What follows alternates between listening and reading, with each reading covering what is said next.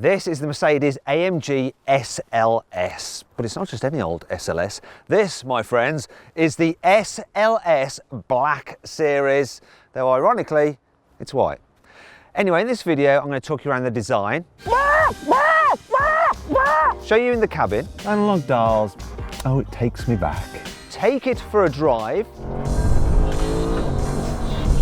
show you what's good about it. Ain't no replacement for displacement. Hell yeah, boy! What's not so good about it. And of course, poke it with a stick. Wait a minute. So make sure you subscribe to this channel and click that bell icon to turn your notifications on so you're alerted when we make a new upload. Let's kick off this review by talking about the SLS's design, because the key feature are these lovely gull-wing doors. I mean, look at them. They hark back to the old gull-wing from 50s. They're just glorious. If I own this car, I would always park it with the doors open because it's just a piece of art. I'd employ a man or a woman or a non-binary person to stand guard next to it so that no one tries to steal it. And if it rains, I'll get two of them so they can hold tarpaulin over it to stop the rain getting in. Let me show you with the doors down. It's still super cool looking. It's a bit of an arse having to walk all the way around to do it. Shame you can't do it on the key. That would have been cool. Look at it, it's super aggressive, massive long bonnet, small little cabin, very racy. But this being the Black series has some extra upgrades. You have a lower front splitter. This one's carbon fibre. There's bigger air intakes. The Black series has a fully carbon bonnet with a scoop in it to help let hot air out. Now as we walk around, you've got bigger alloy wheels. Also, the wheel arches are wider at the front and at the back. You've got these carbon fibre side strakes here around the air intakes. Also, the sills are deeper and bigger as well on this Black series to make it look more aggressive. We've got carbon fibre door caps. As we move to the back, this one is fitted with a fixed rear spoiler. That comes as part of the aerodynamic package, which also includes some little vents at the front for added downforce on the nose. You've also got some vents there which help let hot air out from the exhaust. You've got a bigger rear diffuser. This is in carbon fibre as well. You've also got some smoked tail lights. This is a beautiful looking car. Click on the pop-out banner up there to vote if you think there's a car that's more stunning than this. Yes or no? Simple question. The SLS is a really distinctive car to sit in. So you sit super low, you've got this huge flat dash in front of you, a massive centre console to separate you from the passenger.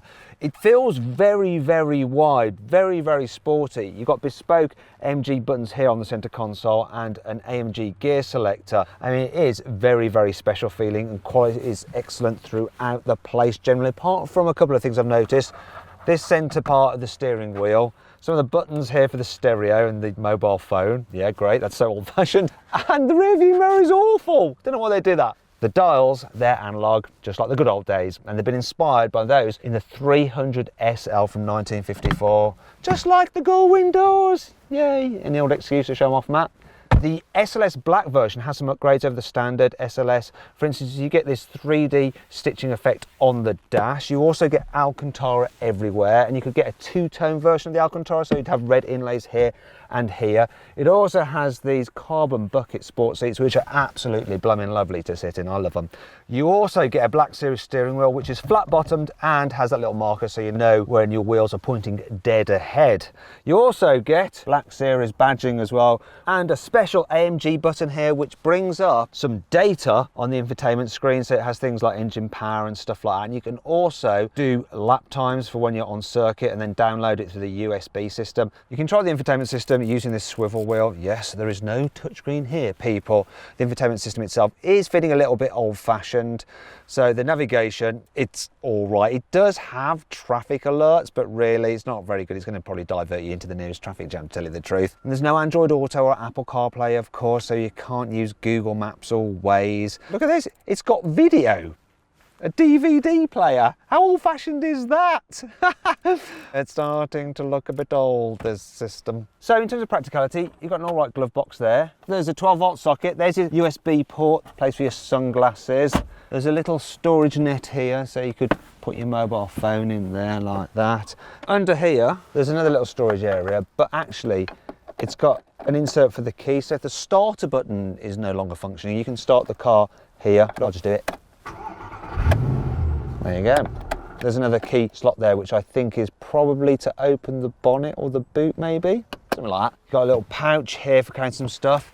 Some really cool little coat hooks that drop down from the roof. Under here, there's your cup holders, so they will hold a cup of coffee.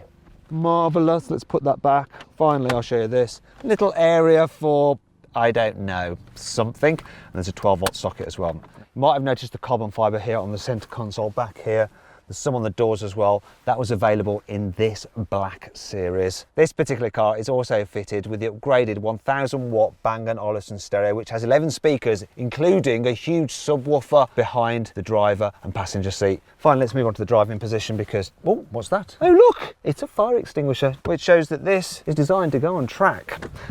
Now, if you're really tall, yeah, there's plenty of leg room in this car if you need it. Decent headroom as well, and you can move the steering wheel manually. Oh dear, not electronically like in other Mercedes, but that's fine. The driving position is great, and I must point out, I love these gear selector pedals. Solid aluminium, lovely. Finally, let's talk about this car's boot, because that's obviously really important on a car such as this. You have to open it here, not on the spoiler, because that's very expensive. Don't want to break it. It's not very big, is it? The load capacity is 176 litres. This car's replacement, the AMG GTC, its boot capacity is 350 litres. So there, yeah, not going to be carrying much in there. But apparently it's wide enough to fit some golf clubs in, which is really key. Now there are a few interesting things in here. So there's no spare tyre or even tyre inflation. But you do have, look, ooh, this is oil, in case the car needs an urgent drink. There's the manual here, and just underneath it is what looks like the router with the SIM card there. Yeah, that's how you get your internet connectivity for the car. Over the other side is the sort of toolkit. So you've got your towing eye there and the bolt for the alloy wheels. Not the most useful boot. And that brings on to 5 annoying things about the Mercedes SLS Black series. While this car looks like it's got quad exhaust pipes, these are just for show, because the actual exhaust pipe is just a single one behind there. There is another one on the other side, but I think this might be where all of Mercedes' fakery did begin. The Black Series version of the SLS is super rare because only 150 were made, and that makes them very collectible and therefore very expensive. This car is valued at £750,000, so I better step away from the car. I'm a normal sized human being, and it is a bit of a reach for me to get to the door handle to close it. So what happens if you're a proper little short arse? You're gonna be like, oh, oh. Use the force, Matt. Reach out with your feelings.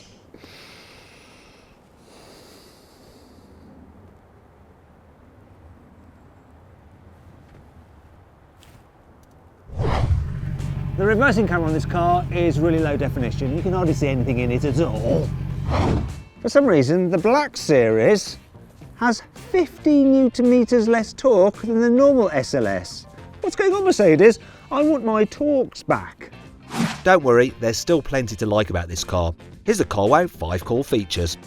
This fixed rear spoiler that you get as part of the aerodynamic package is adjustable, so you can change the angle between 2 and 10 degrees. And at 10 degrees, you get 50 kilos of downforce when you're going 120 miles an hour.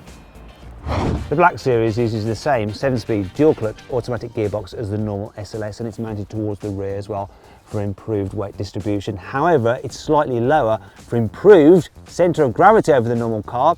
Also, the Black gets an electronically controlled limited slip differential rather than a normal limited slip differential, because that gives you even better corner exiting traction. Plus, the final drive ratio is slightly lower for better acceleration.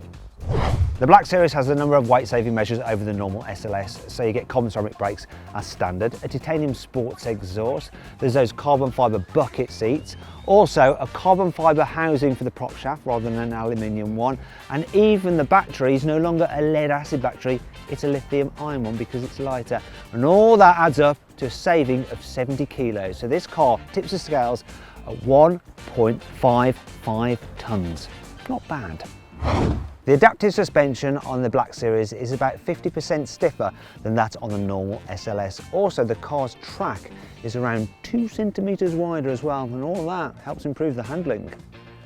The SLS uses a hand-built 6.2 litre naturally aspirated V8, and it's mounted quite a far way back from the front axle for improved weight distribution. In this particular car, the Black Series, they've changed the valve train, done some other things to the internals as well, and the air intakes, and it's increased the rev limit from 7,200 RPM to 8,000 RPM. As a result, horsepower has increased by 60 to 630 horsepower. Torque is 635 Newton meters. So this engine is good for 196 miles an hour in this particular car, and it can do 0 to 60 in 3.6 seconds.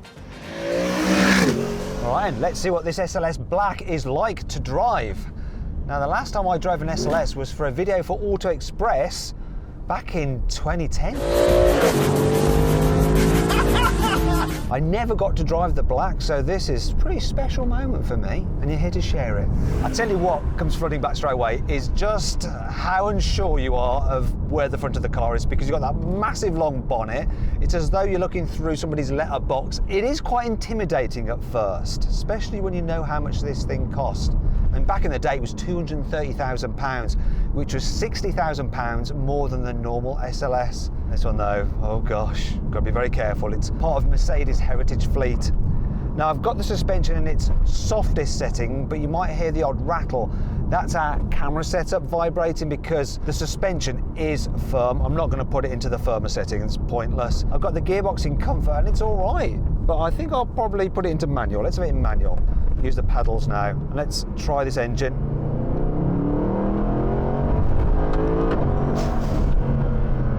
First of all, the noise, people, the noise!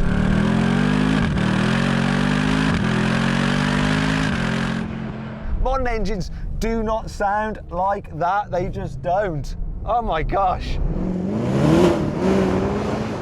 There are no turbos deadening the noise from the exhaust. That is amazing. The next thing that's amazing is the throttle response. You don't have to wait for boost pressure to build.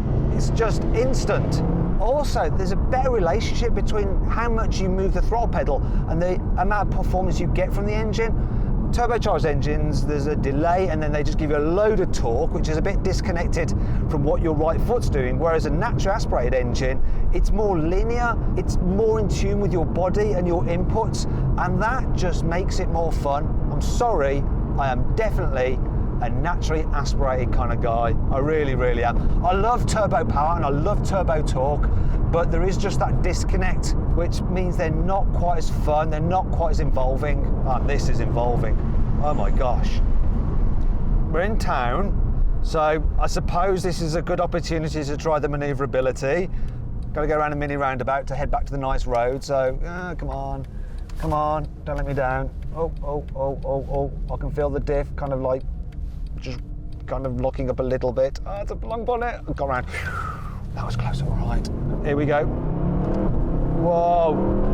Oh, the engine response is just lovely. And there's so many revs. I'm like short shifting around 5,500 RPM. It's quite intimidating. And I'm forgetting that I've got another 3,000 RPM to play with. And so I play with some of those extra RPMs then. I'll tell you what, I don't remember the old SLS feeling quite as sharp as this. So the front end is really, really responsive. I've noticed the back end feels really solid as well. On the normal SLS, it always seemed a little bit loose, a little bit nervous, whereas this, it's just planted. I can feel it moving about a bit as it's kind of losing a bit of traction, then regaining it, but it never feels slightly loose. It's almost like it's working in harmony with the front, whereas in the normal SLS, it didn't quite so much. Oh yes, this is just so good. And it's so fast as well. What a great car. Oh, this is such a special experience. And such a special noise. Woo! Loving the pops and bangs on the overrun. All right, let's see if we can do a U here. I'm just using up all the good roads. Yes, what a thing. Well, the way it puts down its power is epic. I just want to wring its neck. I've got to be careful because it's just so fast. The only thing that's maybe a bit too responsive are the brakes. The pedal is like an on-off switch. You just touch it and it's braking hard. I definitely think carbon ceramic brakes have improved in the way that they just feel more gentle and natural when you're using them in normal driving. This is such a privilege.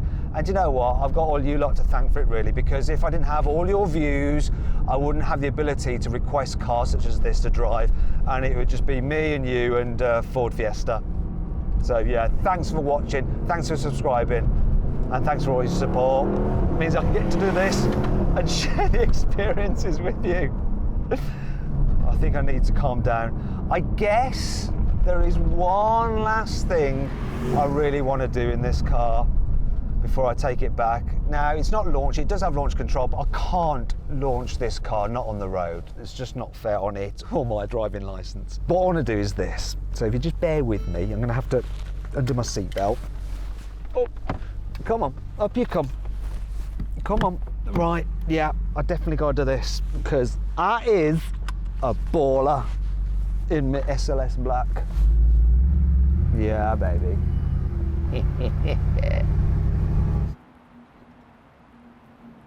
I want to be outside the car to look at myself. I can't wait to see the rushes of this. This is so cool. Just cruising along, taking it slow, don't want to damage the doors.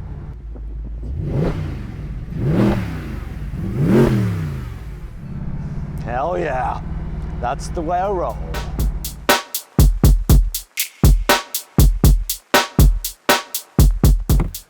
So then, what's my final verdict on the Mercedes-AMG SLS Black Series? Well, I absolutely blooming love it. The only thing is though, that while back in the day the SLS Black was worth the extra money over the normal SLS, today, unless you're a super wealthy car collector, you're probably going to be able to afford one of these because of the rarity. However, if you can afford a modern supercar, I would consider a normal SLS, a used one, because you can get them for about £150,000 and they will not depreciate, and over time they will actually make you money. And of course they have the thing that really I love most of all about this Black Series. They have the same gull wing doors. Love them.